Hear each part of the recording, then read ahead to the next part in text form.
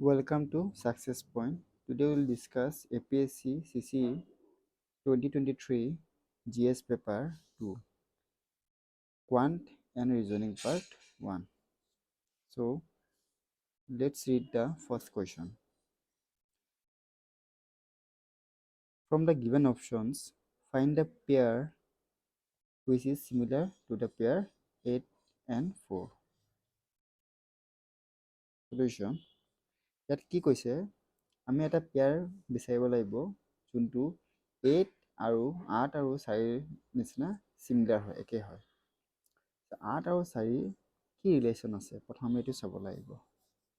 8 আৰু 4 কি ৰিলেশ্যন আছে মই দেখা পাই আছো কি 8 আৰু 4 তো আমি কেনেকৈ ভাঙিব পাৰিম 8 টোক আমি 2 টু দি পাৱাৰ 3 লিখিব পাৰিম আৰু 4 টো 2 টু দি পাৱাৰ 2 লিখিব পাৰিম আমি জানো কি 2 to the power 3 মানে 2 cube whole 2 into 2 into 2 that is 8 আৰু 2 square মানে 2 into 2 that is 4 so আমি এনেকা similar relationত আমি চাব লাগিব অপচনৰ পৰা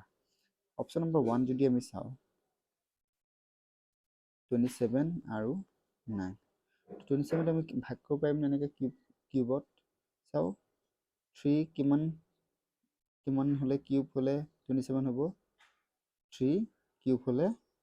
27 পাম চাও 3 into 3 into 3 equal to 27 9 চাও 3 square 3 into 3 equal to 9 so দেখা পাই আছো কি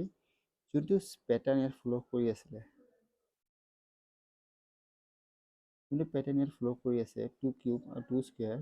কিউব আৰু স্কয়াৰৰ সিমিলাৰ প্যাটাৰ্ন ইয়াত ফলো কৰি আছে 3 কিউব আৰু